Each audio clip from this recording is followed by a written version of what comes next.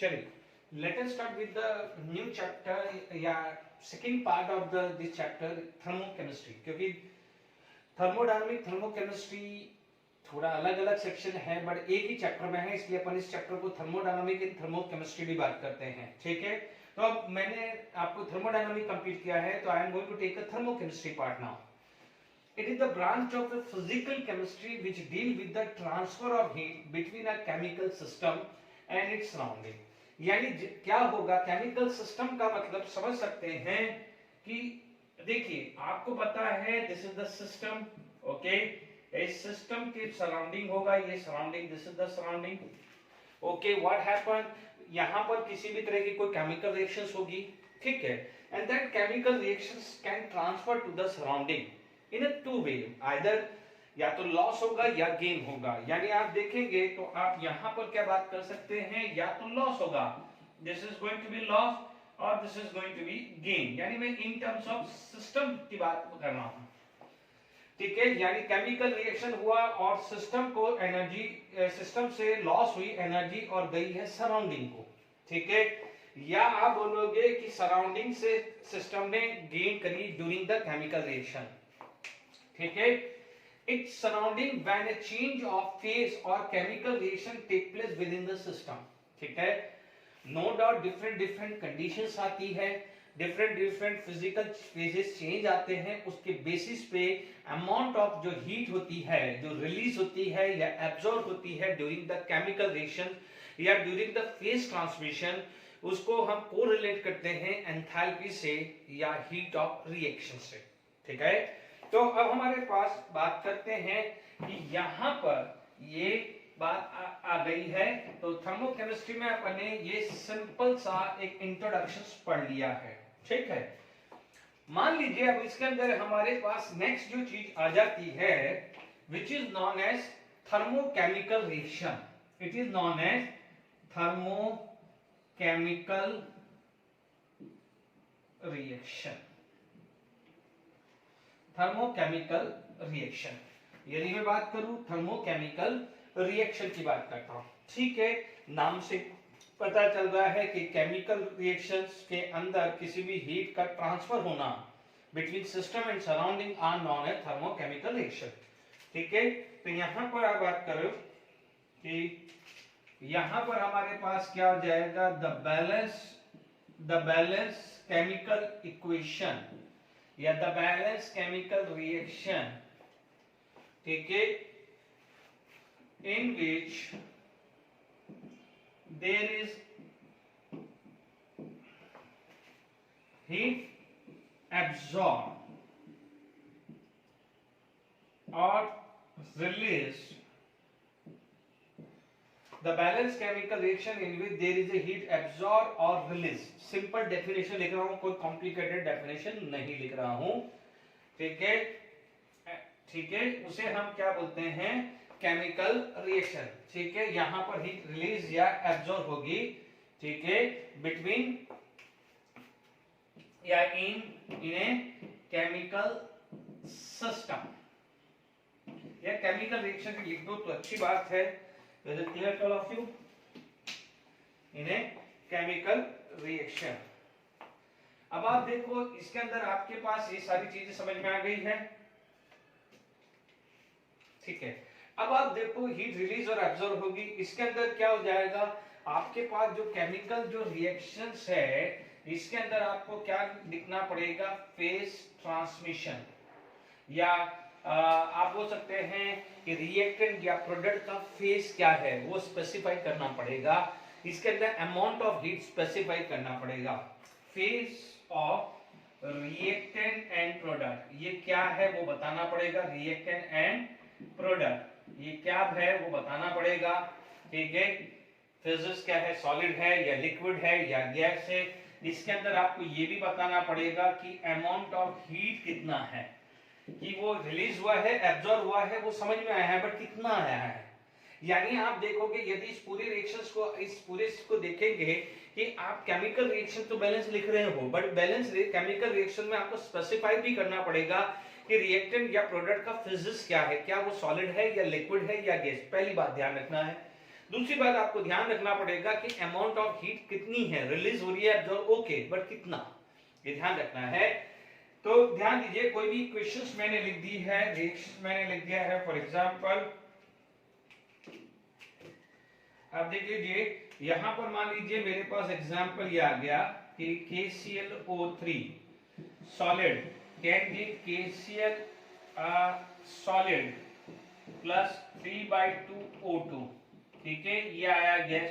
तो phases of reactant and product लिखा।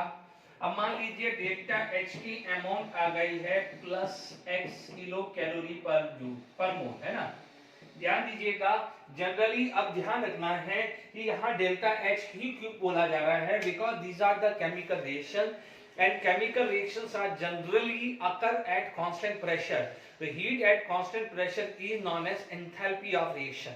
तो मोस्टली यहाँ पर रिप्रेजेंटेशंस किया जाता है कि thermochemical reaction, the balance chemical reaction in which there is a, या आप ऐसा लिख सकते हैं कि in which there is a relation between, in which there is a relation of phase of reactant and product and amount of heat. यदि इस पूरी डेफिनेशंस को लिखना चाहते हो, the balance chemical reaction in which there is a relation of phase of reactant and product and amount of heat, ठीक है। जैसे यहाँ देख लीजिए, ये फेजेस लिख दिया, बैलेंस इक्वेशंस लिख दी, और यहाँ पर क्या लिख दिया है, x अमाउंट प्लस लिखा है, प्लस x है, यानी जो भी होगा, जो भी वैल्यू होगी उसकी यूनिट आप स्पेसिफाई कर दी कि इतनी अमाउंट की हीट एब्जॉर्ब हुई है।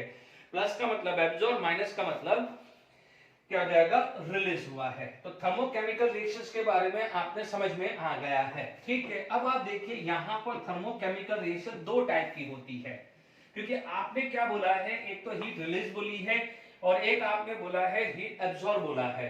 Is it clear? तो जनरली क्या हो जाएगा, यहां पर आपसे लिखा जाता है कि टाइप्स ऑफ थर्मोकेमिकल रिएक्शन।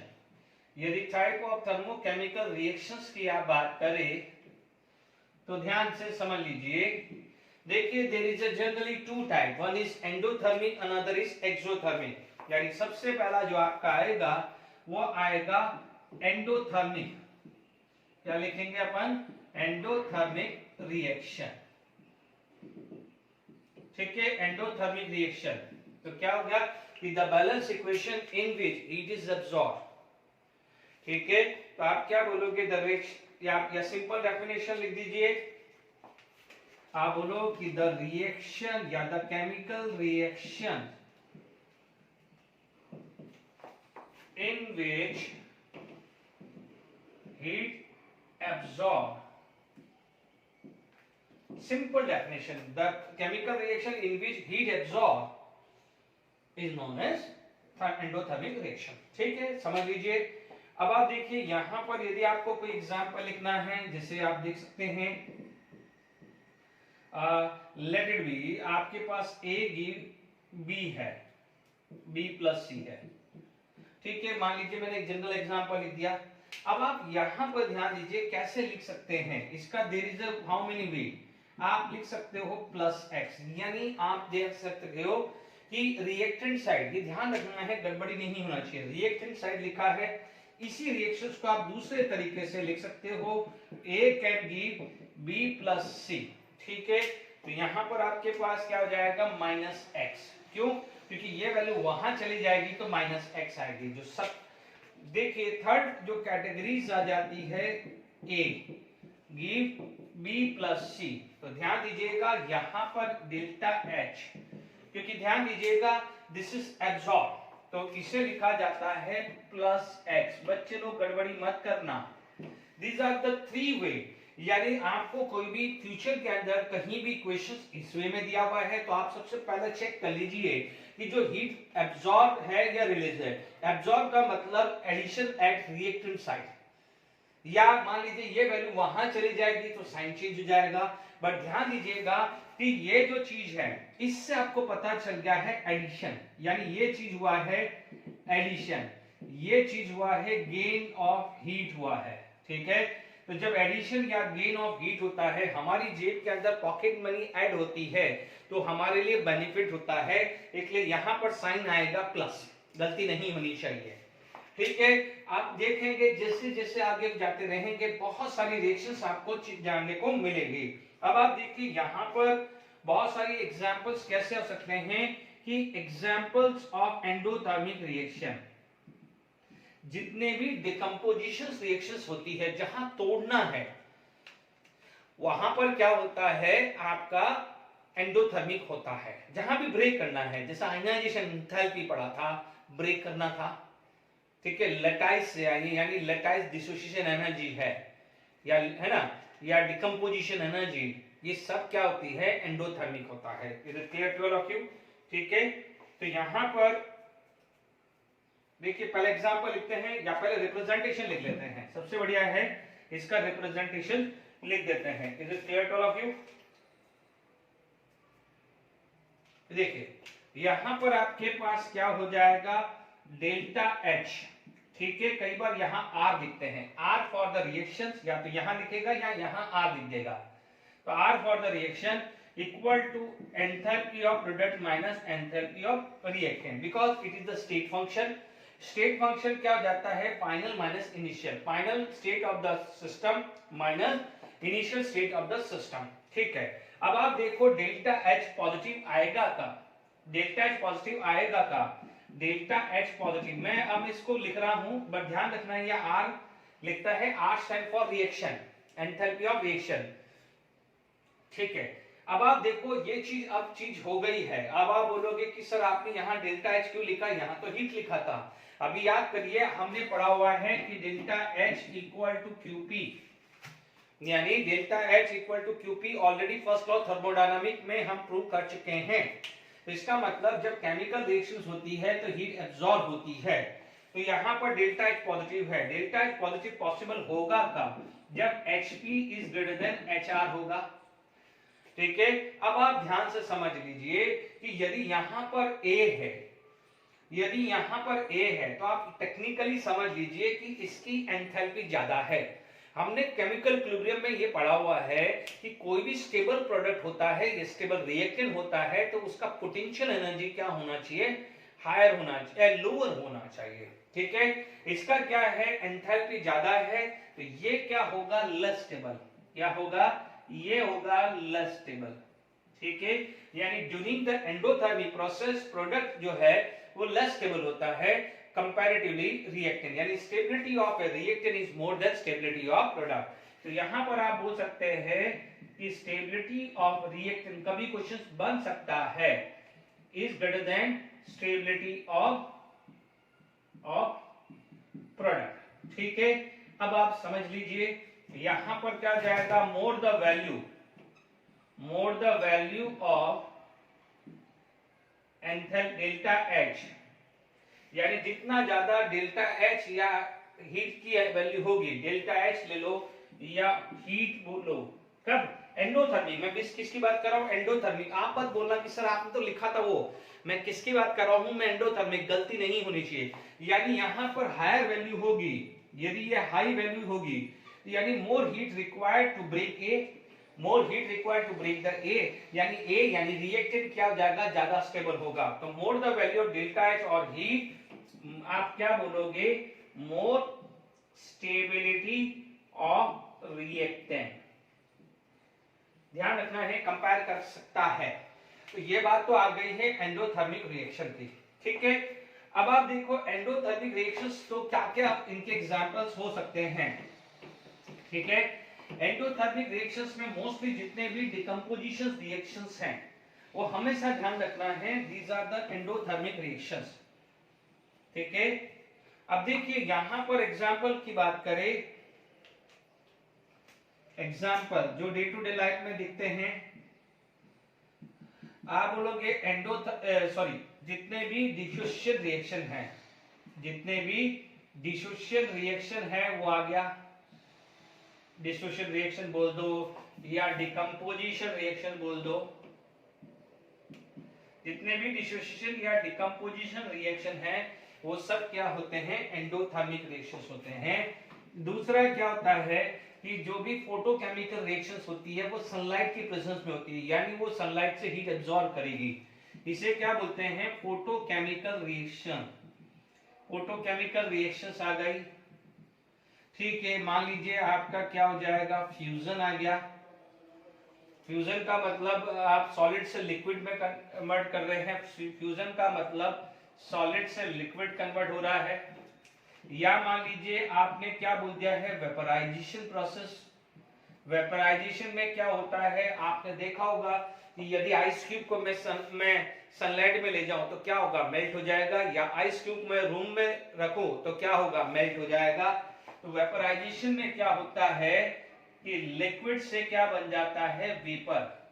ठीक है, यानी यहां पर हीट इनटेक करेगा सॉलिड, तभी वो लिक्विड में कन्वर्ट होगा।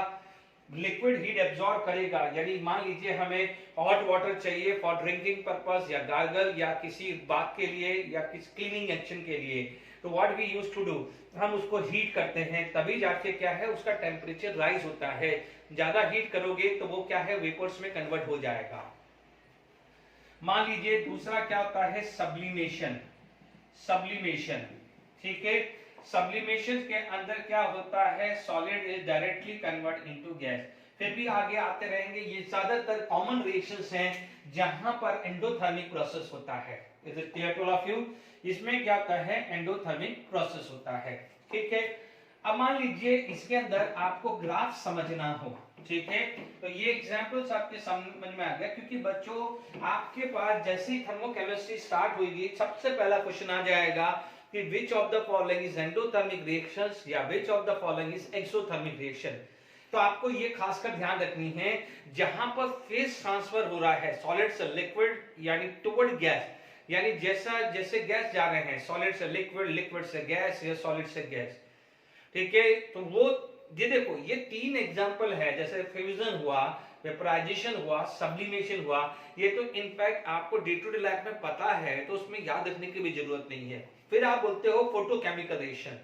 फोटोकेमिकल रिएक्शन या फोटो इलेक्ट्रिक इफेक्ट हुआ कब था, जब क्या है मेटल सरफेस के ऊपर हीट आई थी, तब मेटल सरफेस ने हीट एब्जॉर्ब करी थी, तब इजेक्शन ऑफ इलेक्ट्रॉन हुआ था, वो फोटो क्या था, फोटो इलेक्ट्रिक इफेक्ट। ठीक है, इसी तरह से क्या होता है फोटोकेमिकल, यानी जहां पर केमिकल रिएक्शंस होती है, जैसे मान लीजिए H2 plus O2 will give H2O in presence of sunlight, तो ये सब क्या होती है फोटोकेमिकल रिएक्शन, तो वो सनलाइट की प्रेजेंस में होती है, यानी वो सनलाइट से हीट एब्जॉर्ब करते हैं तभी जाके वो केमिकल रिएक्शंस हो पाती है। तो ये सारी की सारी क्या हो जाएगी, हीट इनटेक हुई है, दीज आर एंडोथर्मिक रिएक्शन। ठीक है, अब मान लीजिए किसी चीज को ब्रेक करना है, जैसे कितनी अभी थोड़ी देर पहले पढ़ाया था KClO3 will give KCl plus O2, आप देख सकते हैं बहुत सारी डिकम्पोजिशन रिएक्शन होगी। मान लीजिए KClO3 will give KCl plus 3/2O2। ठीक है, आपने बोला कि sir H2O will give H2O plus half O2। ठीक है, मान लीजिए H2O plus give H2 plus half O2, ये सब क्या है डिकम्पोजिशन रिएक्शन। तो ये सारे के सारे क्या होती हैं, एंडोथर्मिक रिएक्शंस होती है। क्वेश्चंस आएगा, ध्यान रखना है। ठीक है, फिर भी जैसे अपन आगे बढ़ेंगे टाइप ऑफ रिएक्शंस करेंगे तो हम वहां पर भी और पढ़ेंगे। अब जो सेकंड कैटेगरी आ जाती है, पहले ग्राफ बना लेते हैं एंडोथर्मिक का। मैं एंडोथर्मिक का ग्राफ बना रहा हूं, ध्यान से समझ लीजिए। यहां पर यदि मैं ग्राफ प्लॉट करता हूं, ठीक है, सपोज मेरे पास यहां पर ग्राफ आया है और इसमें मैंने एंथैल्पी लिख दिया, एंथैल्पी, ठीक है, वाई एक्सिस पे, और यहां पर आपने क्या जाएगा प्रोग्रेस ऑफ रिएक्शन लिख दिया, प्रोग्रेस ऑफ रिएक्शन, या कई बार यहां पर रिएक्शन कोऑर्डिनेट वर्ड भी लिखा होता है। ठीक है, यानी रिएक्शंस में कौन कौन है। ओके, अब आप देखिए यहां पर यदि आपके पास क्या होगा, देखिए यहां पर ये ग्राफ इस टाइप का आएगा। ओके, तो यहां पर क्या हो जाएगा, this represent enthalpy of reactant HR and this represent enthalpy of product यानी HP। ठीक है, यानी यहां पर जो डिफरेंस आएगा, दिस डिफरेंस, ये जो डिफरेंस आएगा, ठीक है, ये आएगा डेल्टा H। दिस डिफरेंट क्या आएगा, डेल्टा H आएगा। Delta H equal to enthalpy of product minus enthalpy of reactant. Now tell me enthalpy of product is higher and enthalpy of reactant is lower, इसलिए ये चीज आ जाएगी positive, यानी ये जो ग्राफ हुआ है ये एंडोथर्मिक का हुआ है। Is it clear? क्योंकि देखिए केमिकल इक्विलिब्रियम के अंदर मैं activation of energy word use करने वाला हूं, तो क्यों ना मैं यहीं बता दूं। तो जब केमिकल इक्विलिब्रियम में मैं फैक्टर अफेक्टिंग इक्विलिब्रियम कांस्टेंट बताऊंगा, वहां पर कैटलिस्ट समझाऊंगा, तो आपको गड़बड़ ना लगे, इसीलिए मैं बता रहा हूं, ठीक है। नो डाउट ये अभी नहीं है, बट मैं भी समझा रहा हूं, तो फ्यूचर में आना ही वाला है, तो क्यों ना अभी से ही सिखा देता हूं, ठीक है। अब आप देखें यहां पर, नो डाउट ये क्या था, रिएक्टेंट साइड, ये क्या था, रिएक्टेंट था, ठीक है। इस साइड में कौन था, प्रोडक्ट था।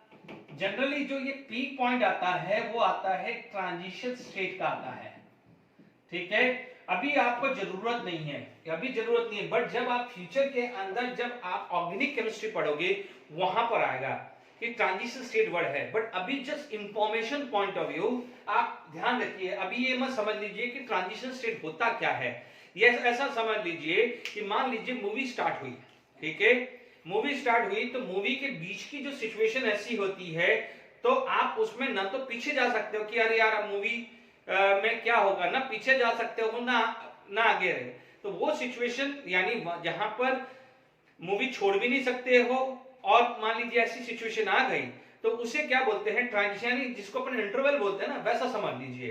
तो क्या होता है कि सपोज मान लीजिए कोई रिएक्टेंट कोलाइड हुआ, दो रिएक्टेंट कोलाइड हुए और प्रोडक्ट बनाने जा रहा है। तो जब वो रिएक्शन कोलाइड हो रहा है, यानी रिएक्टेंट के बॉन्ड टूटने वाले हैं और प्रोडक्ट के बॉन्ड फॉर्म होने वाले हैं, तो वो जो सिचुएशन आती है वो बोलते हैं ट्रांजिशन स्टेट, ठीक है। तो वो चीज आप पढ़ेंगे कहां पर, आगे 12th स्टैंडर्ड में, या ऑर्गेनिक रिएक्शंस करेंगे वहां पर। तो बट आप समझ लीजिए कि जो टॉप पोजीशन होती है, जो पीक पॉइंट होती है, वो ट्रांजिशन स्टेट के लिए होती है। याद रख लीजिए, नहीं भी लिखना है तो चलेगा, इस स्टेज पर इसकी जरूरत नहीं है, बट ऑर्गेनिक में काम आने वाला। अब आप समझ लीजिए कि कोई बच्चा बोलेगा कि सर ये क्या है, ये जो एनर्जी यहां से यहां तक थी, ये एनर्जी क्या है। या आप बोलोगे कि सर यहां से लेके यहां तक थी, इस एनर्जी को क्या बोलोगे, क्योंकि अपन ने ये तो कैलकुलेट कर दिया, ये तो कैलकुलेट कर दिया, बट यहां से यहां तक उसे क्या बोलेंगे, और यहां से लेके यहां तक क्या बोलेंगे। सिमिलरली तो आप एक ही चीज का ध्यान रखना है, यहां पर एक वर्ड आएगा, उसे आप बोलते हैं, देखिए यहां पर आपके पास क्या जाएगा, ये आता है, this is known as minimum energy, जिसको थ्रेशोल्ड एनर्जी बोलते हैं। ये आएगा टीई, ठीक है, और ये आएगा ईए, ठीक है। मैं डेफिनेशन लिख देता हूं, टीई और ईए। तो यहां पर आपके पास क्या जाता है, विच इज टीई, इसे बोलते हैं थ्रेशोल्ड एनर्जी, थ्रेशोल्ड एनर्जी। ये चीज हमने पढ़ी थी कहां, फोटोइलेक्ट्रिक इफेक्ट में। तो ये जो टोटल एनर्जी है, थ्रेशोल्ड एनर्जी, यानी each reactant molecules require a minimum energy to convert into the product, उसे क्या बोलते हैं, थ्रेशोल्ड एनर्जी, ठीक है। तो आप बोलोगे it is the minimum energy, it is the minimum energy required bye reactant molecules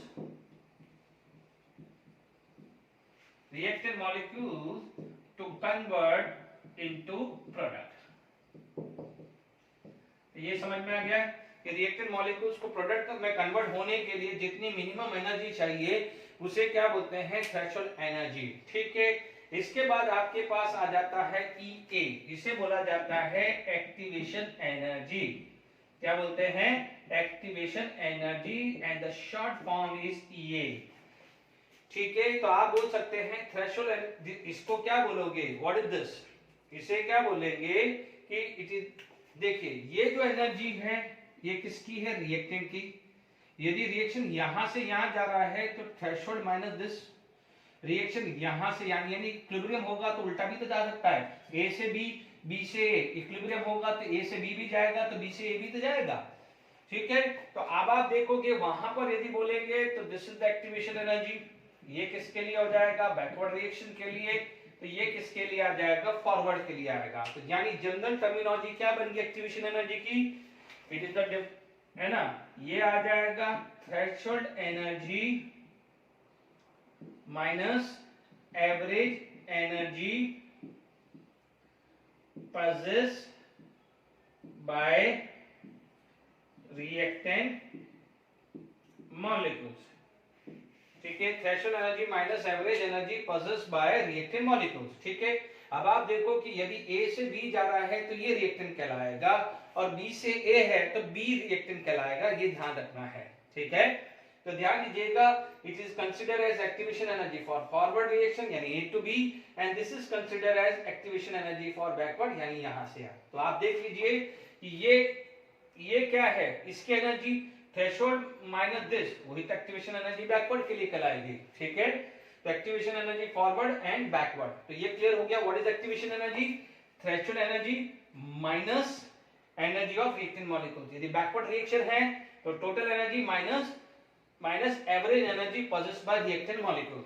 अब एवरेज एनर्जी क्यों बोली है?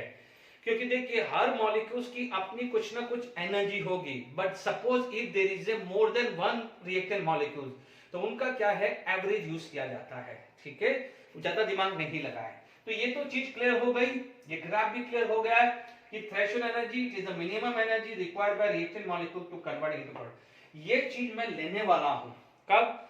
जब आपका इफेक्ट ऑफ कैटलिस्ट आएगा। ठीक है, ये केमिकल काइनेटिक्स में पूछे जाते हैं जो स्टैंडर्ड 12 में है, फिर भी मैंने ये ग्राफ का आइडिया दे दिया कि फ्यूचर में जब आप केमिकल काइनेटिक्स पे आओगे तो आपके लिए कोई नया नहीं लगे। ठीक है ना, क्योंकि मुझे इस ग्राफ के अंदर जो ये एक्टिवेशन एनर्जी टर्मिनोलॉजी है वो मुझे केमिकल इक्विलिब्रियम में यूज करनी है। हालांकि देखिए थर्मोडायनामिक तक मेरे को ये जरूरत ही नहीं थी, ये दोनों टर्मिनोलॉजी क्लियर जरूरत ही नहीं थी। मुझे ग्राफ बनाना था, मुझे ये चीज समझानी थी कि enthalpy of product greater than enthalpy of reactant होता है तो डेल्टा एच पॉजिटिव आता है, इसे बोलते हैं एंडोथर्मिक रिएक्शन।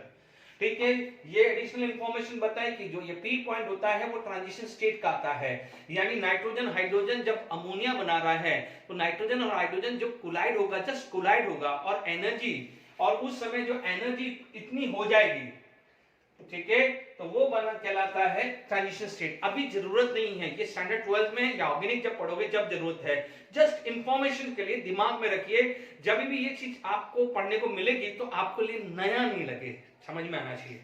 ठीक है, ठीक है, ये चीज क्योंकि जैसे ही मैं बोलूंगा कि catalyst will lower down the activation energy, तो आप बोलोगे what is the activation energy, अरे यार ये कौन सा है, इसलिए बेटर है मैंने आपको अभी से सिखा दिया है। It is the threshold energy minus average energy possessed by reactant molecule। तो I hope पहली कैटेगरी जहां पर केमिकल रिएक्शंस के अंदर हीट एब्जॉर्ब होती है ड्यूरिंग द केमिकल रिएक्शन, उसे आप क्या बोलते हैं, एंडोथर्मिक रिएक्शन। आई होप यहां तक समझ में आ रहा है एंडोथर्मिक रिएक्शन। ओके ओके, यहां पर हमारे पास नेक्स्ट जो चीज आ जाती है उसे बोलते हैं एक्सोथर्मिक रिएक्शन। ठीक है, नाम से ही पता चल रहा है एक्सोथर्मिक रिएक्शन में क्या होती है, हीट रिलीज हो जाती है। क्या होती है, हीट रिलीज होती है। ठीक है, तो आप क्या बोलोगे, during chemical reaction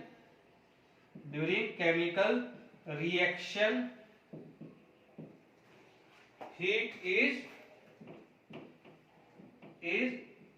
release, heat is release। बस सिंपल लिख दिया, heat absorb, endothermic heat release, exothermic, simple आ गया है। यहां पर आप बोल सकते हैं कि यहां delta H equal to enthalpy of product minus enthalpy of reactant. यहां पर डेल्टा H क्या आएगा, नेगेटिव आएगा। ठीक है, इसका मतलब क्या हुआ है कि enthalpy of product less than enthalpy of reactant, जिसकी जो ज्यादा होगा वो ज्यादा अनस्टेबल होगा। ठीक है, तो ये क्या हो जाएगा, लेस स्टेबल हो गया। कौन लेस स्टेबल हो गया, रिएक्टेंट लेस स्टेबल हो गया। यानी इससे समझ में आ गया है कि stability of product is greater than stability of reactant. ठीक है, ठीक है, जिसकी एनर्जी ज्यादा होगी वो लेस स्टेबल होगा। हमने क्या बोला है, हायर एनर्जी पे क्या होता है, लेस स्टेबल होता है। तो आई होप यहां तक समझ में आ गया। ठीक है, तो अब आप देखो इसका रिप्रेजेंटेशंस भी देख लेते हैं, इसका रिप्रेजेंटेशन होता कैसा है। ठीक है, इसका यदि आपको रिप्रेजेंटेशंस देखना है तो देखिए पहले क्या होगा, मान लीजिए ये होगा कि A plus B give C, formation में कोई जुड़ता है तो यहां पर क्या हो जाएगा, प्लस x आ जाएगा। दूसरा तरीका होता है A प्लस बी ये इधर आ जाए तो -x कैन गिव c, ठीक है। यहां पर नेक्स्ट जो वे आता है वो आ जाता है a plus B can give c, उसे क्या लिखते हैं delta h equal to -x। यानी यदि प्रोडक्ट साइड ऐड होता है प्लस प्रोडक्ट साइड ऐड होता है उसे क्या बोलते हैं। देखिए ये तरीका और ये तरीका क्या है, गलती मत करिएगा, ठीक है। इसका मतलब क्या है, प्रोडक्ट साइड लिख रहे हैं तो हीट लॉस हो रही है, क्या हो रही है, हीट लॉस हो रही है, तो उसको लिखने का तरीका ये है। और यदि रिएक्टेंट साइड प्लस x है तो उसका मतलब हीट एब्जॉर्ब हो रही है, तो उसका लिखने का तरीका यहाँ पर प्लस x आता है। तो दिस इज द वे, ठीक है। तो डेल्टा H माइनस एक्स है तो डेल्टा U भी माइनस एक्स लिख सकते हैं, वहां पर भी डेल्टा U प्लस एक्स भी लिख सकते हैं। बट ध्यान रखना जनरली रिप्रेजेंटेशन डेल्टा H किया जाता है, हमेशा ध्यान रखना, क्योंकि chemical reactions are occur at constant pressure, generally वो एटमॉस्फेरिक प्रेशर के सामने ही होता है, गलती नहीं होनी चाहिए, ठीक है। तो यहाँ पर भी रिप्रेजेंटेशन भी क्लियर हो गया, ओके, कि भाई हमने क्या लिखा है, तो आप इतना समझ सकते हैं। देखिए इसको आप वापस से मैं लिखना चाहूं तो मेरे पास यहाँ पर रिएक्शंस क्या आई है, A can give A plus B, sorry A plus B can give C plus heat. अब आप समझ लीजिए कि यदि हीट ज्यादा होगा, ये इधर जाने की कोशिश करेंगे, ऐसा समझ लें, यानी जिसका यहाँ पर ये क्या होता है मोर लेस स्टेबल, ये क्या होता है मोर स्टेबल होता है, ठीक है। तो इसका मतलब जितना ज्यादा हीट रिलीज होगी तो इसकी एनर्जी कम होगी, जितनी इसकी एनर्जी कम होगी उतना क्या हो जाएगा, स्टेबल ज्यादा होगा, ठीक है। कौन प्रोडक्ट, यानी आप इतना लिख सकते हैं, ये पूछा जा सकता है कि मोर हीट रिलीज होगा तो इसका मतलब क्या हो जाएगा, मोर स्टेबल प्रोडक्ट होगा, ठीक है। यानी जितना मोर हीट एब्जॉर्ब होता है तो मोर स्टेबल रिएक्टेंट होता है एंडोथर्मिक में, तो सिमिलरली मोर हीट रिलीज होगी तो मोर स्टेबल प्रोडक्ट होगा। यानी आप समझ लीजिए कि आपको मैंने समझा दिया है कि यदि प्रोडक्ट की एंथैल्पी ज्यादा है तो वो लेस स्टेबल है, रिएक्टेंट की एंथैल्पी ज्यादा है तो वो लेस स्टेबल है। तो अब आप ये पहले क्लियर कर दिया, जहां भी मोर हीट है ना, वो वहां पर क्या जाएगा, जो जितना ज्यादा स्टेबल होगा और ज्यादा स्टेबल होगा। फॉर एग्जांपल जहां पर एंडोथर्मिक था तो एंडोथर्मिक में रिएक्टेंट स्टेबल था, तो more heat during the endothermic more stable the reactant. Similarly exothermic में क्या हो जाएगा, स्टेबल कौन था, प्रोडक्ट, तो वहां पर भी क्या लिखोगे, मोर हीट रिलीज तो मोर स्टेबल प्रोडक्ट, बस सिंपल है, ठीक है। तो यहां पर आपके पास क्या है, एक्सोथर्मिक रिएक्शंस भी आपने समझ ली है, ठीक है। अब एक्सोथर्मिक रिएक्शन, बहुत सारी एक्सोथर्मिक रिएक्शंस आती हैं, ठीक है। मान लीजिए आपके पास एग्जांपल्स आ गया, ठीक है। मोस्टली क्या होता है, फॉर्मेशन, ठीक है। फॉर्मेशन में कुछ एक्सेप्शंस होते हैं, अभी मैं बात करूंगा फॉर्मेशन, है ना, जनरली एक्सोथर्मिक होता है ना, और यहां पर कुछ एक्सेप्शंस होते हैं, एक्सेप्शन एंडोथर्मिक, वो मैं ये जो है एंडोथर्मिक है ना, ठीक है, ये मैं एक्सेप्शंस लूंगा, ठीक है। फिर भी आप ध्यान रखना है, घर का फोन याद रख लीजिए, जनरली घर का फोन याद रखना है, ट्रिक है, ठीक है। या मान लीजिए दो मॉलिक्यूल जिसकी इलेक्ट्रॉन नेगेटिविटी लगभग बराबर है, जैसे carbon plus sulphur are going to give CH2। देखो फोन याद रखो, सबसे ज्यादा क्वेश्चन इसमें आएगा, fluorine combined with oxygen, oxygen combined with nitrogen, nitrogen combined with fluorine या क्लोरीन, ये सब एंडोथर्मिक होगी। बट जब मैं एंथैल्पी ऑफ फॉर्मेशन रिएक्शंस कराऊंगा, मैं वहां पर पूरे एक्सप्लेनेशन के साथ बताऊंगा कि एंडोथर्मिक क्यों है। अभी सिर्फ डेटा याद रख लो, है ना, मैं आगे लूंगा, ये पूरा लेने वाला हूं, ये टॉपिक लेने वाला हूं, ठीक है। दूसरा क्या होता है, एंथैल्पी कंबस्टन रिएक्शन, कंबस्टन हो गया, ठीक है, आपका न्यूट्रलाइजेशन हो गया, रेस्पिरेशन रिएक्शंस आ गई, ये सब क्या है, न्यूट्रलाइज, ये सब क्या है, ये सब होते हैं एक्सोथर्मिक रिएक्शन, ये जनरली क्या होते हैं, एक्सोथर्मिक। बहुत सारे एक्सोथर्मिक है, बट मैंने कुछ enthalpy of hydration, enthalpy of solution, जब मैं ये टॉपिक लूंगा ना तो मैं आपको बता दूंगा कि एक्सोथर्मिक है या एंडोथर्मिक। तो मैंने आपको एक जनरल मैंने आइडिया दे दिया है कि what is the meaning of endothermic, exothermic. Questions आएंगे, in which of the following case delta H is negative या exothermic, in which of the following case delta H is positive यानी endothermic and exothermic पूछेगा, या heat release किस में होगी, absorb होगी। तो आपको रिकॉग्नाइज करना है ये किस में होगी, ये एमसीक्यू बनेगा जेडब्ल्यू नीट में। तो इज इट क्लियर? तो ये आपका एक्सोथर्मिक रिएक्शंस के बारे में क्लियर हो गया है, ठीक है। नो डाउट थर्मोकेमिस्ट्री से पहले मुझे समझाना जरूरी था, ठीक है, क्योंकि आगे क्या है फटाफट सारी चीजें कंप्लीट होएगी। मान लीजिए आपको कोई ग्राफ बनाना है, यदि आप if you are going to plot a graph किसका है, एंथैल्पी का, और यहां पर क्या हो जाएगा रिएक्शन कोऑर्डिनेट का लिख सकते हैं, और इसको क्या लिख सकते हैं, progress of reaction, progress of reaction. यदि मैं प्रोग्रेस ऑफ रिएक्शंस की बात करूं तो मेरे पास ग्राफ कुछ इस टाइप का आएगा, ठीक है। ऑर्गेनिक के अंदर ये जो ग्राफ है, दोनों ग्राफ का बहुत बड़ा रोल है, ठीक है। ये जो है ये आपका क्या होगा, रिएक्टेंट है, ये किसका होगा, प्रोडक्ट का होगा। ये जो एनर्जी है एंथैल्पी ऑफ प्रोडक्ट है, ये एनर्जी है एंथैल्पी ऑफ रिएक्टेंट। तो आपके पास ये जो टोटल आएगा वो आएगा delta H equal to negative. क्यों? क्योंकि रिएक्टेंट की एंथैल्पी प्रोडक्ट से ज्यादा है। तो this is the graph for exothermic and previously graph for exothermic. इतना आएगा एक्टिवेशन एनर्जी फॉर फॉरवर्ड और एक्टिवेशन एनर्जी फॉर बैकवर्ड, ठीक है, ये ध्यान रखिए, ठीक है। यहां तक आ जाएगा फॉरवर्ड, यानी आप देखेंगे ये एनर्जी जो आ जाएगी this is the activation energy for forward, और यहां से जो आ जाएगी this is the activation energy for backward. क्योंकि नेक्स्ट जो चैप्टर आएगा केमिकल इक्विलिब्रियम, तो वहां पर फॉरवर्ड और बैकवर्ड रिएक्शन समझना जरूरी है, ठीक है। तो आपको ये समझ में आ गया कि जहां पर enthalpy of reactant is greater than product वो है एक्सोथर्मिक, जहां product is greater than reactant उसे क्या बोलते हैं, एंडोथर्मिक। तो आई होप दोनों आपको अच्छे से समझ में आ गया है। नेक्स्ट टॉपिक के अंदर मूव करते हैं। ठीक है, हीट ऑफ रिएक्शन जिसको कई बार रिप्रेजेंटेशंस किया जाता है डेल्टा एच आर, कई बार ऐसा लिखा होता है डेल्टा आर एच, है ना, या कई बार इसको डेल्टा एच आर ऐसा भी लिख सकते हैं। किसी भी तरह का रिप्रेजेंटेशन आएगा आपको आर दिखना है। आर स्टैंड फॉर क्या होगा, रिएक्शन, है ना। ये एक जनरल टर्म है। जैसे मान लीजिए आप कई बार बोलते हैं कि मैंने डिनर लिया, ठीक है, एक ये बोलता है, आप बोलते हो कि मैंने इवनिंग में दाल भात खाए, ठीक है, वेजिटेबल एंड चपाती खाई।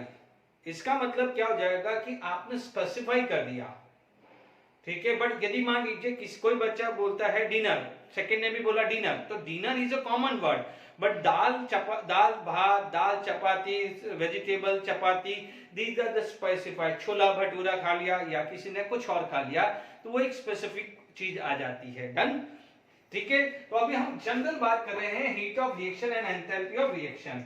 यदि इसकी डेफिनेशंस बोलते हैं तो आप क्या बोलोगे, it is the amount of heat, it is the amount of a heat absorbed or released, it is the amount of heat absorbed यानी endothermic, it is the amount of heat released यानी exothermic, क्योंकि अभी अपन ने दोनों type पढ़ा है। it is the amount of heat released or absorbed when number of moles of reactant are completely react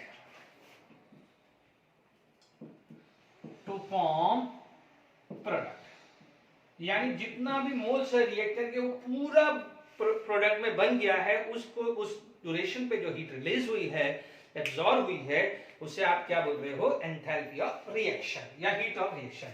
जैसे मान लीजिए मैंने एग्जांपल लिया H2 gas plus half O2 gas can give H2O liquid, ठीक है, पूरा बैलेंस है।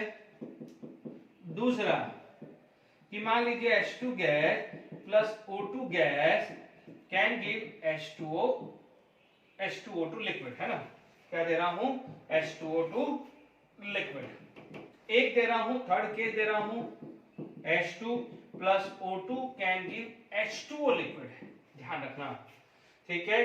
ये पूरा बैलेंस है, ये पूरा बैलेंस है, this is not going to be balance, ठीक है। मान लीजिए आपके पास यहां पर हीट आपने मेजर करी -x, यहां पर मेजर करी -y, इसको मेजर करी -z, ठीक है। कोई भी न्यूमेरिकल वैल्यू होगी, आपको जरूरत नहीं है। ध्यान रखना है, यदि मैं इसको r लिखता हूं, देखो मैं कोई भी रिप्रेजेंटेशन आएगा, आप कंफ्यूजन नहीं होना चाहिए, ठीक है।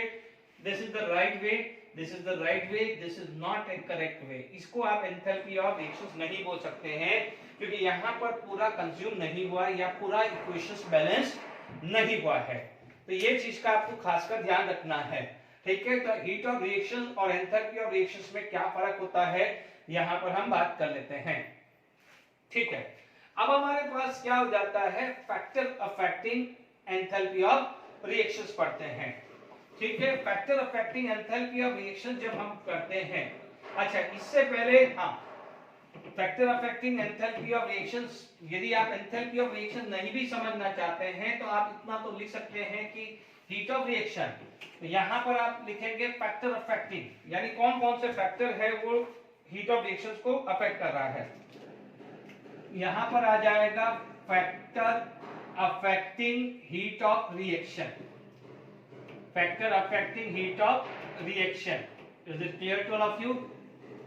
अब यहां पर factor affecting heat of reactions अपने पास आ जाए, ठीक है। तो यहां पर बात करें, देखिए physical state of product and reactant की बात करते हैं। सबसे पहला फिजिकल स्टेट ऑफ प्रोडक्ट की बात करें, या एक काम करते हैं, सबसे पहले फिजिकल स्टेट की बात करते हैं, यहां पर कंडीशंस की बात करते हैं। Is it clear to all of you?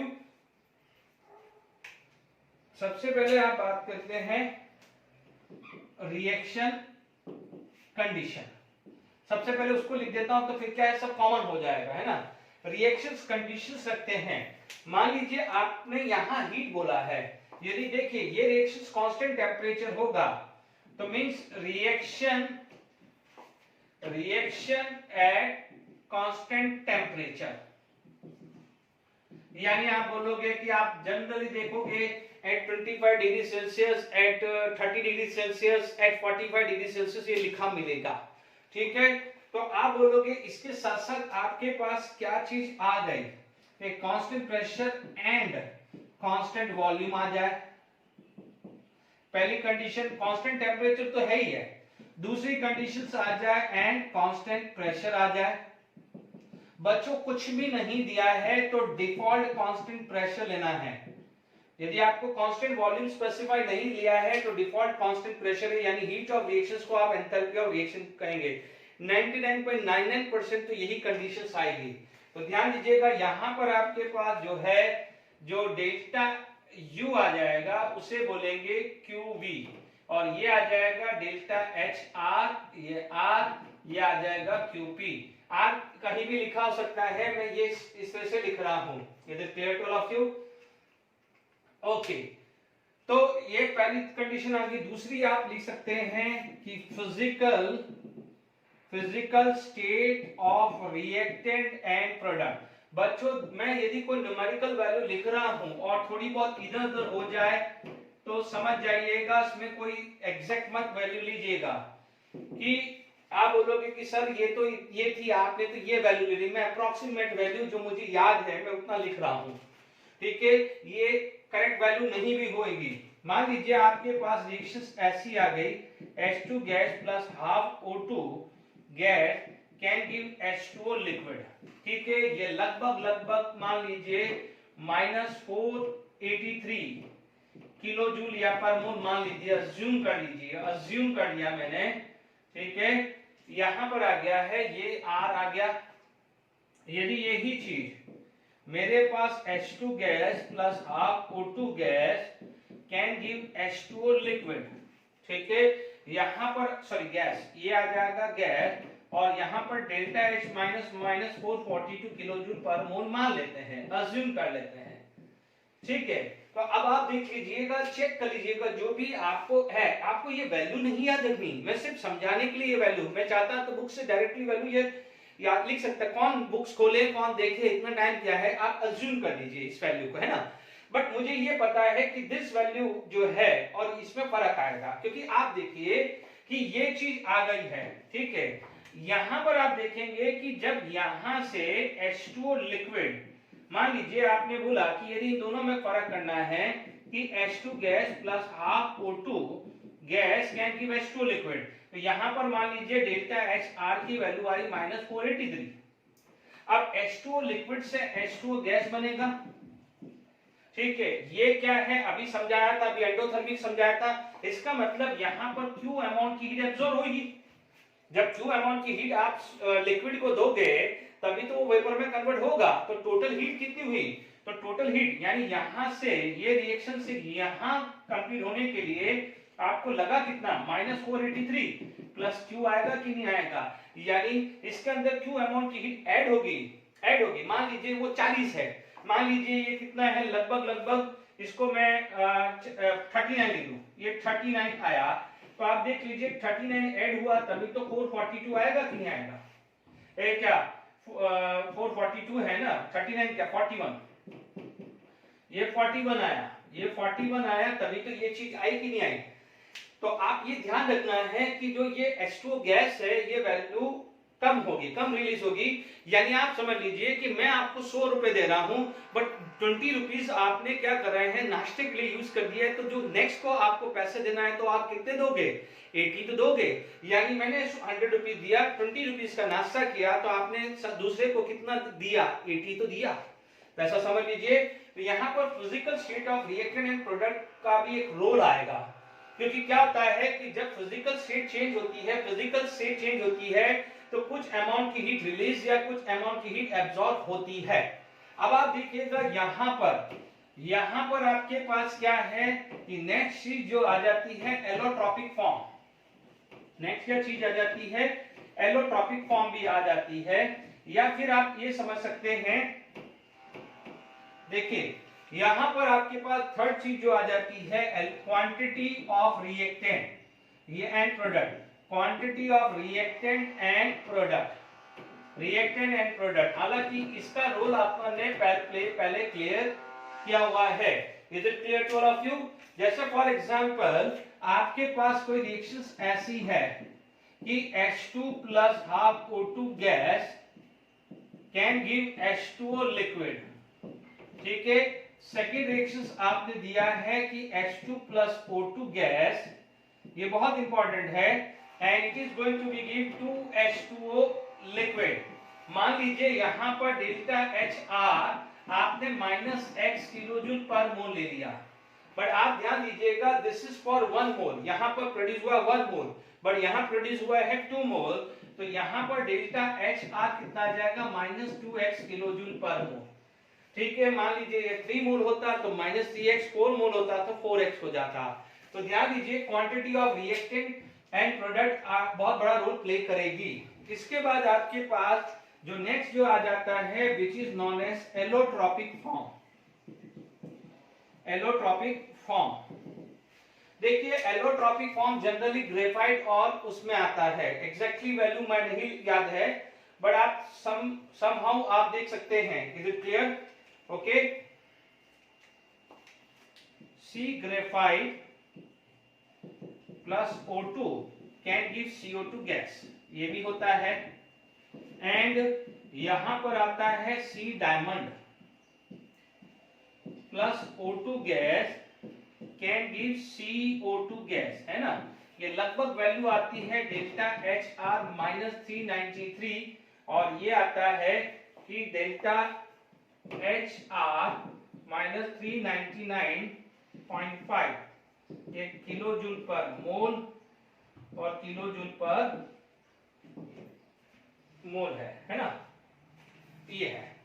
अब आप देखो यहां पर आप देखेंगे कि यहां पर जो है 393 आया, ठीक है, यहां पर आ जाएगा 399.5, यदि आप देखेंगे कि यदि मैं इसको हेस लॉ में भी समझाऊंगा, बट यहां पर आप देखेंगे, ठीक है, यहां पर आप देखेंगे तो C graphite and C diamond, ठीक है, तो C graphite and C diamond में आप कंपेयर करते हैं, तो C graphite and C diamond यदि आप इसको ऐड कर दें, सी ग्रेफाइट एंड सी डायमंड को यदि ऐड कर दो, सपोज ये इक्वेशन को ऐड कर दिया आपने, सपोज, है ना, तो ये माइनस, ये माइनस, ये माइनस, ठीक है, तो ये क्या हो जाएगा, माइनस माइनस प्लस, तो यहां पर टोटल डेल्टा एच कितना आ जाएगा, लगभग लगभग +6 के आसपास, यानी +6 के आसपास। अब आप समझ लीजिए, यानी आप देखिए C graphite minus C diamond equal to 0 हुआ, तो सी डायमंड उधर चला गया, तो C graphite can give C diamond, C graphite can give C by diamond. देख लीजिए ना, दिस माइनस दिस हुआ, ये कैंसिल हुआ, ये कैंसिल हुआ, तो ये लगभग ऐसा हो गया ना कि x minus Y equal to 0, है ना, तो इसको आप लिख सकते हो ना कि x इक्वल टू वाई, तो ऐसा लिख दिया है कि सी ग्रेफाइट से सी डायमंड, यानी ये फेज ट्रांसमिशन है, ये मैं ये लूंगा फेज ट्रांसमिशन रिएक्शन, ठीक है। अब आप देखो यहां पर ये चीज क्या हुई, ये हो गया है एंडोथर्मिक, क्या हुआ है, एंडोथर्मिक। अभी मैंने एंडोथर्मिक में कौन स्टेबल बताया था, आपको बताया था एंडोथर्मिक में क्या होता है कि enthalpy of product is higher and enthalpy of reactant क्या हुई, लो, तो एंथैल्पी ऑफ रिएक्टेंट लो होने की वजह से कौन ज्यादा स्टेबल था, कौन ज्यादा स्टेबल था, रिएक्टेंट ज्यादा स्टेबल था। तो ध्यान दीजिएगा कि thermodynamically C graphite is stable, very very important, इसीलिए ध्यान रखना है, मैं आगे यूज करूंगा।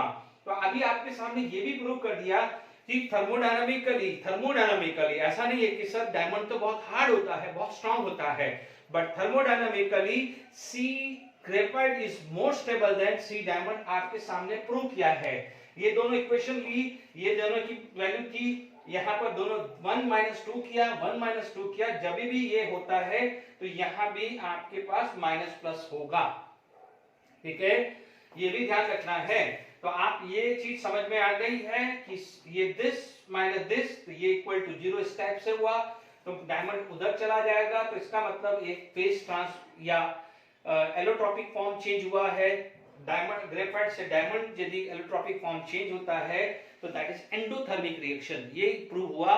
तो एंडोथर्मिक में एंथैल्पी ऑफ रिएक्टेंट लेस होती है, इसलिए स्टेबल रिएक्टेंट होता है। तो यहाँ पर रिएक्टेंट कौन है, ग्रेफाइट, तो graphite is more stable than diamond thermodynamically, okay. तो यहाँ पर अपने पास ये सारी चीज हो गई है। अब आप देखिएगा, इसका मतलब यदि कोई भी चीज समझा रहा हूं तो ढंग से ध्यान से सुन लीजिएगा कि मान लीजिए ए से बी गए, तो डेल्टा एच माइनस एक्स है, तो बी से ए हुआ, तो डेल्टा एच क्या हो जाएगा, प्लस एक्स होगा, ये ध्यान रखना है आपको। Is it clear to all of you, okay, यहां पर आपको ध्यान रखना है, ओके।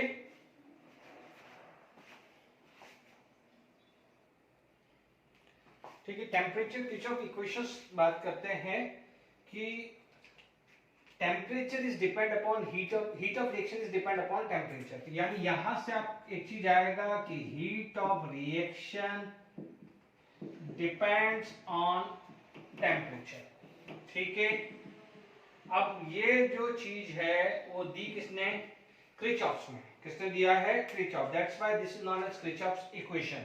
पहला क्या होगा कि एट कांस्टेंट प्रेशर, यदि कांस्टेंट प्रेशर है तो क्या डिपेंडेंसी है, तो ध्यान दीजिएगा कि delta H2 minus delta H1 upon T2 minus T1 equal to delta Cp, M, M stand for molar, M stand for molar, and delta Cp जो आएगा, डेल्टा Cp जो है, डेल्टा Cp है ना, मैं Cp लिख देता हूं, यानी ये आ जाएगा molar heat capacity of product minus molar heat capacity of reactant, ठीक है, ये फॉर्मूला आ जाएगा डेल्टा Cp, है ना। तो आप इसको ऐसा भी लिख सकते हैं कि डेल्टा Cp यानी Cp of product minus Cp of reactant, ठीक है, ये भी आप लिख सकते हैं, ठीक है। दूसरा जो चीज आ जाएगी at constant volume, constant volume में क्या होगा, अच्छा डेल्टा H2 क्या लिखोगे, enthalpy change, not enthalpy, enthalpy change at T2 temperature, and delta H1 लिखोगे enthalpy change eight T1 temperature, वो लिख दीजिएगा नीचे, ठीक है। तो सिमिलरली कांस्टेंट वॉल्यूम में क्या फर्क पड़ेगा कि यहां पर आपके पास U2 यानी U2 एंड U1 यानी internal energy at T2 temperature minus internal energy at T1 temperature, यहां पर फर्क क्या हो जाएगा, CV, ये क्या हो जाएगा CV, ये आ जाएगा molar heat capacity at constant volume. इससे पहले वाला क्या था, molar heat capacity eight constant pressure. तो ये है किरचॉफ इक्वेशंस है, यानी ये बोला जाता है कि चेंज इन इंटरनल एनर्जी, या बोलेंगे difference of internal energy change, difference of internal energy change is proportional to temperature difference, यानी इसको आप ऐसा भी लिख सकते हैं, ठीक है, ये मैंने फॉर्मूला लिखा है, तो आप ये भी लिख सकते हैं कि difference of enthalpy change at T2 temperature and T1 is proportional to delta T, इसको ऐसा भी बोल सकते हैं। तो ये आएगा तो delta H2 minus delta H1 है ना, ये प्रोपोर्शनलिटी हटेगा तो ये आ जाएगा डेल्टा Cp यानी molar heat capacity, delta T को क्या लिखते हैं T2 माइनस T1, इससे वो फॉर्मूला बना, यहाँ पर U2 आ जाएगा, ये U1 आ जाएगा, तो U2 ये U1, तो ये आ जाएगा Cv आएगा। तो ये किरचॉफ इक्वेशन समझ में आ गया है। इस पे बेस एक जेडब्ल्यू मेंस का क्वेश्चन डिस्कस करके आज का लेक्चर को वाइंड अप करते हैं। चलिए किरचॉफ इक्वेशंस पे क्वेश्चंस आया हुआ है, जेडब्ल्यू मेंस का है 2019, सॉरी दिस इज 2019 का क्वेश्चन जो आया हुआ है, देख लीजिए कि यहाँ पर आपको, यहाँ पर सॉल्यूशंस अपने पास आया है, आयोडीन सॉलिड से आयोडीन गैस बना है, ठीक है। आपको क्या निकालना है, delta enthalpy of sublimation of iodine 24 calorie दिया हुआ है, यानी डेल्टा H1 दिया है, डेल्टा H2 निकालना है। इसका मतलब delta H250 you have to find out delta H200, it is given है ना, equal to delta Cp and T2 minus T1, T2 आपका क्या हो जाएगा, तो 50 आ गया, तो T1 कितना आ जाएगा 200, क्योंकि मैंने बार बार बोला हूं कि delta T difference of temperature in kelvin and difference in degree Celsius same ही आने वाला है, तो उसको जरूरत नहीं है कि केल्विन में आप कन्वर्ट करो, तो डिफरेंस है, ठीक है। अब देखिए डेल्टा Cp ये वैल्यू दिया हुआ है 0.31, ये वैल्यू दिया हुआ है 0.55, तो ये आ जाएगा डेल्टा H250 माइनस ये कितना गिवन है 24 कैलोरी पर ग्राम, है ना, ये कितना आ जाएगा कि 0.031 माइनस 0.055, क्योंकि प्रोडक्ट माइनस रिएक्टेंट है। ध्यान रखना, गड़बड़ी मत करना, सब्लिमेशन का मतलब सॉलिड से गैस जाना, अभी समझाया था थोड़ी देर पहले, ये आ जाएगा 50। अब आप देख लीजिए डिफरेंस, देख लीजिए 55 एंड 31, ठीक है, ये आ जाएगा 4 और ये आ जाएगा 24 है ना, तो ये this value is equal to minus 0.24 into 50, ठीक है, ये आ जाएगा 5 टू जा 12 है ना, तो 1.20 आएगा, ठीक है, ये माइनस साइन मेंटेन रहेगा, 1.20 आएगा, ठीक है। तो ये delta H250 minus 24, is it clear, ये उधर चला गया, तो it implies that delta H24, क्योंकि माइनस 24 है तो उधर चला जाएगा, तो प्लस 20 प्लस 1.20, तो ये आ जाएगा 22.8 आएगा, तो राइट आंसर कितना आ जाएगा 22.8 कैलोरी। तो चेक कर लीजिए आपका आंसर क्या है, ये राइट आ गया है। तो आज हमने पढ़ा जो है थर्मोकेमिस्ट्री का क्या है, थर्मोकेमिकल रिएक्शन किसे कहते हैं, एंडोथर्मिक एक्सोथर्मिक क्या होती है, what is the enthalpy of reactions क्या है, उसके क्या क्या फैक्टर है जो एंथैल्पी ऑफ रिएक्शन को डिपेंड करते हैं। टेम्परेचर था वो हमने चेक कर लिया कि कैसे उसके न्यूमेरिकल्स बनते हैं, इसकी जगह इंटरनल एनर्जी भी दे सकता था, ओके। फिर हमने ये भी पढ़ लिया कि एलोट्रॉपिक फॉर्म चेंज होता है तो उसका इम्पैक्ट स्टेबिलिटी पे क्या पड़ता है। Graphite is more stable than diamond thermodynamically, thermodynamic stable है। आप ये मत बोलना कि डायमंड तो बहुत हार्ड होता है, बहुत स्टेबल होता है, उसको हीट करो तो मेल्ट होता ही नहीं है, ऐसी लैंग्वेज मत यूज करिएगा। ओके, तो यहाँ तक समझ में आया, ठीक है। नेक्स्ट लेक्चर में बात करेंगे type of heat of reaction. तो आपको समझ में आ गया है। Till then enjoy, thank you very much.